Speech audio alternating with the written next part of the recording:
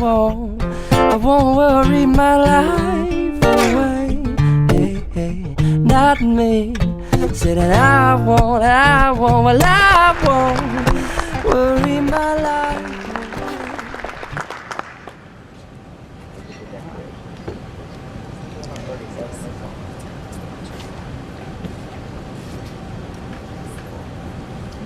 Good evening.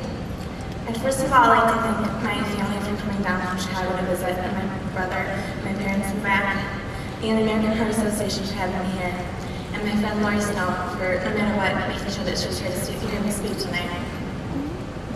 My name is Mordis, and I'm a senior here at IU. I'll be graduating this night, and like many seniors, I'm unsure of what the next year will bring me. Graduating brings back memories of another time of change and uncertainty in my life. I had planned to attend IU the fall after high school. I picked IU because of the beautiful campus, academic programs, and the opportunity to meet new people. But 4 days after my high school graduation, at just 18 years old, I suffered an ischemic stroke that left me paralyzed on the left side of my body. The day this happened, I had slept over at a friend's house with several other girls after a graduation party.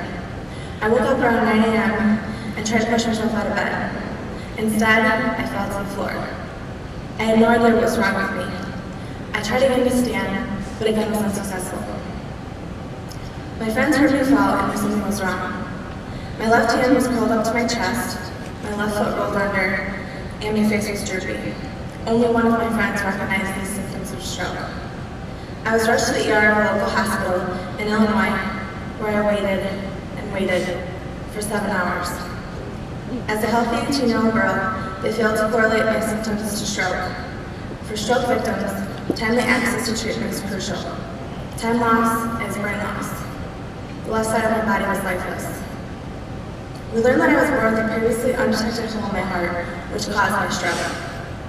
It made me the perfect candidate to be part of a research study for stroke victims. They performed a procedure called a PFO closure through my femoral artery in my leg. The closure was nothing more than a nylon umbrella-type device covering a small hole in my heart. I then began my long battle of rehabilitation. I began rehab immediately, first in my face and leg because my arm had no function. My face came easy because I loved to smile. Smiling at visiting family and friends was my favorite. Learning to walk was next on my list. I'll never forget the euphoria I felt when I took my first stroll on the hallway. When you learn to walk as a baby, you don't remember it. Only your parents can recount your first steps. I'm so lucky to remember this incredible feeling as an adult. My ambition was to rehab as much as possible in order to attend IU in August, a goal many people could hardly believe. I remember a friend asking me, "So what are you going to do?" And I replied, "Go to IU in the fall. What else would I do?" I'm proud to say I moved into the dorms in August, but I avoided outings and social activities because of my disability. This made it hard to make friends. The first week I called my parents sobbing and begged me to come home. My dad was ready to get in the car and take me back, but my mom gave me a timeline to stick it out. I did, in fact, stick it out, and the school year went by quickly. I made it through as an 18-year-old survivor. At the end of freshman year, I joined a sorority. Sophomore year, I participated in the 36-hour dance marathon. My junior year, I studied abroad in Madrid, Spain for 6 months. And now here I am, senior year, with no inhibitions and sharing my story. My story illustrates the urgency of the American Heart Association's mission. We all know that the AHA invests in life-saving research and education. My story gives those words real meaning. When you hear that the American Heart Association funds public education programs, think of a room full of scared 18-year-old girls watching their friend have a stroke. And remember, only one of my friends recognized these symptoms.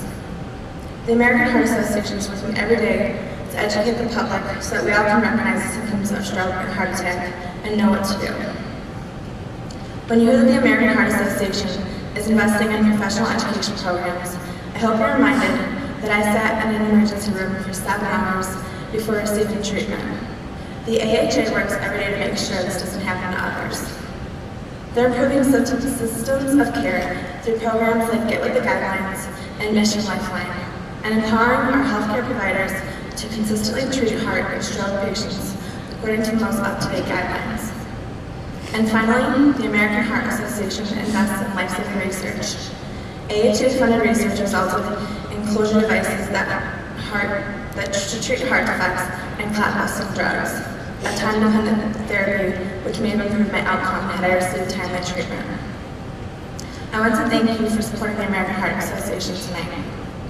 Yes, the AHA is investing in research, professional and public education programs, advocacy, and community service programs. But more importantly, the American Heart Association is investing in people. Their impact has a face, a story, a bright future.